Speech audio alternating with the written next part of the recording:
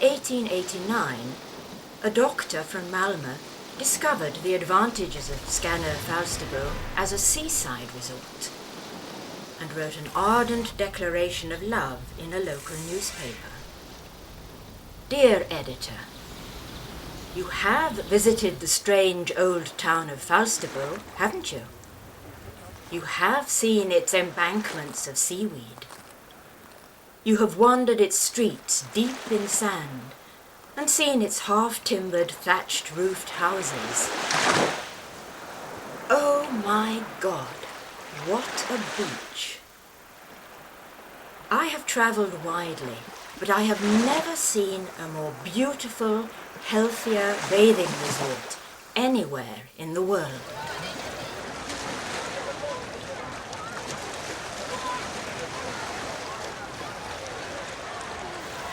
Many love the beaches around Skanör and Falsterbo, and their popularity is increasing.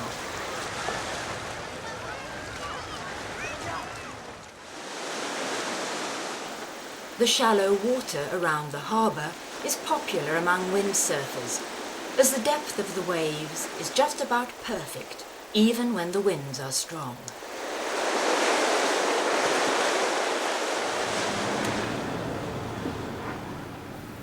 On a warm, sunny day, thousands of bathers visit the long white beaches. Today, with better communications, it takes about half an hour from Malmö to reach these white beaches and the clear waters. But once there, you will be richly rewarded. Don't worry if the beach looks crowded. The same attractive white sand beach runs nearly 15 kilometers from Skanör, around the southwestern tip of the peninsula and several kilometers along the south coast.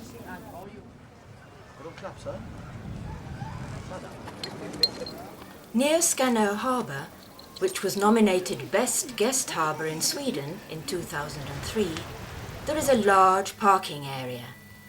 And near Falsterbo Beach, there is also an extensive car park.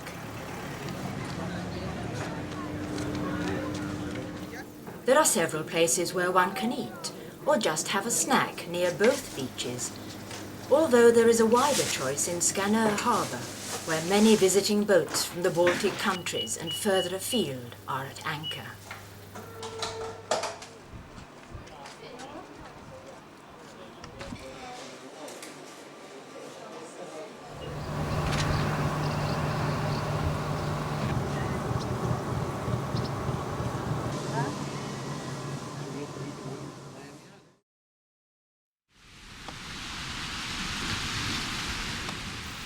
The well-known composer Carl-Erik Welin visited Falsterbo Beach and saw young people building sandcastles, a tradition in Falsterbo since the beginning of the 20th century.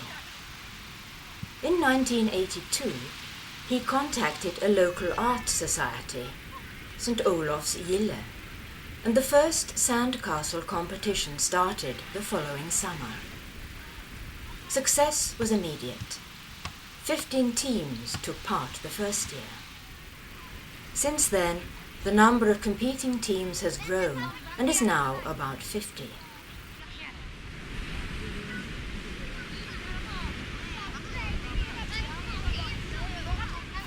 Of course, the weather is not always perfect, but only once has the competition had to be cancelled.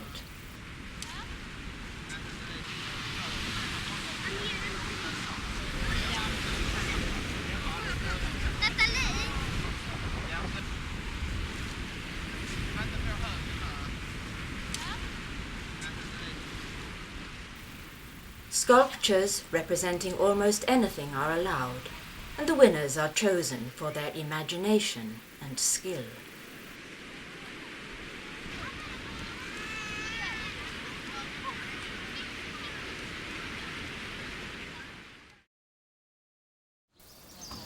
There are several popular restaurants in Skanör. One is Skanör's Inn, rich in tradition, located in Mellangarten in central Skanör, beside the remarkable pedestrian crossing for both people and geese.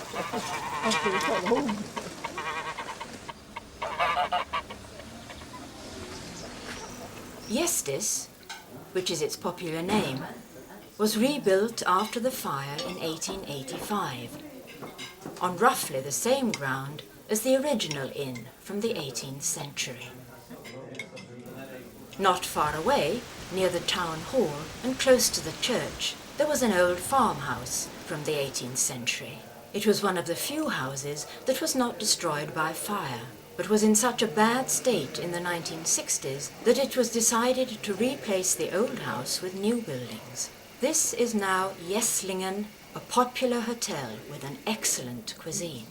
Other restaurants are Rögeriet, specializing in smoked fish, and Badhytten, a very popular restaurant and nightclub for young people, both of which are located in Skanör harbour. There are good restaurants in Falsterbo too, for example Norrgård in Storgatan, also an old farmhouse from the 18th century. It is completely modernized and has been used as an educational and conference center for a number of years. The restaurant, which is open to the public, can be hired for special events as well. Captain Carl Magnus Svensson lost his home during the extensive Falsterbo fire in 1896.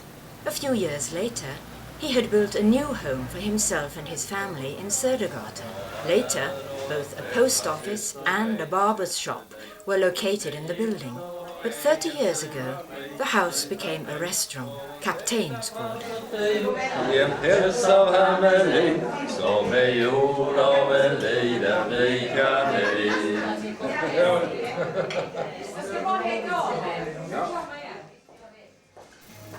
Both Falsterbo's golf clubs have restaurants, which are open not only for club members, but also for visitors.